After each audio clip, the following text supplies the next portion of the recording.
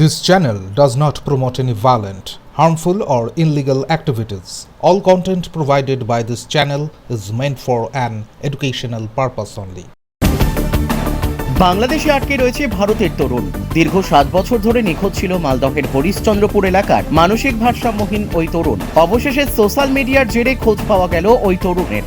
বাংলাদেশে আটকে থাকা ওই তরুণের নাম গোলাম মোস্তফা, বয়স 29 বছর। তার বাড়ি হরিশ্চন্দ্রপুর থানা এলাকার মহেন্দ্রপুর গ্রাম পঞ্চায়েতের জাবরা বাগমারা গ্রামে। পরিবার সূত্রে জানা যায়, গোলাম মোস্তফা মানসিক ভারসাম্যহীন ছিলেন। দীর্ঘ 7 বছর আগে হঠাৎ করেই বাড়ি থেকে নিখোঁজ হয়ে যান। তার বৃদ্ধ বাবা মা বিভিন্ন জায়গায় খোঁজাখুঁজির চেষ্টা করলেও তরুণ ছেলের সন্ধান পাননি। হঠাৎ করে কয়েকদিন আগে গোলাম মোস্তফার একটি ছবি সোশ্যাল মিডিয়ায় ছড়িয়ে পড়ে, তার সঙ্গে নিচে একটি লেখাও। সেখানে দেখা যায় গোলাম মোস্তফা বাংলাদেশের দিনাজপুর জেলার কোনো একটি জায়গায় আটকে রয়েছেন। অনুমান করা হচ্ছে তিনি কোনো বাংলাদেশের পুনর্বাসন কেন্দ্রে কিংবা সংশোধনাগারে রয়েছেন। এই ছবি হরিশ্চন্দ্রপুরের বাসিন্দাদের নজরে আসলে তারা গোলাম মোস্তফার বাবা মাকে খবরটি দেন। সেখান থেকেই সমস্ত ঘটনা সামনে আসে। কিন্তু এই মানসিক ভারসাম্যহীন তরুণ কি করে বাংলাদেশে পৌঁছে গেলেন সেই নিয়েই প্রশ্ন উঠেছে। এই খবর পেয়ে হরিশ্চন্দ্রপুর পুলিশ প্রশাসন জাবরা গ্রামে গোলাম মোস্তফার বাড়িতে যান। সেখানে তদন্ত করেন, সমস্ত কিছু খতিয়ে দেখেন। প্রশাসনের তরফ থেকে বাংলাদেশ হাইকমিশনের সঙ্গে যোগাযোগ করে ওই তরুণকে ফেরাবার চেষ্টা শুরু হয়েছে। স্থানীয় গ্রাম পঞ্চায়েত সদস্য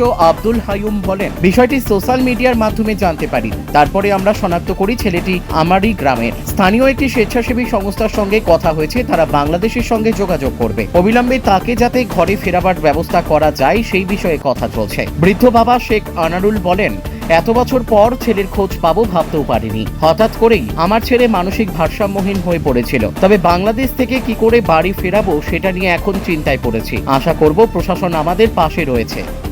7 বছর আগে হয়ে গেছে স্যার, পেয়েছি দাবা কিছু সেলাই কই পাগলা করে দিয়েছে।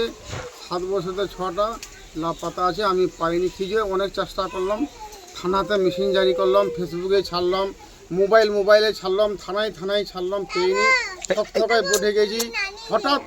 হঠাৎ আজকে চায়ের দোকানে আজকে সকালে দেখলাম।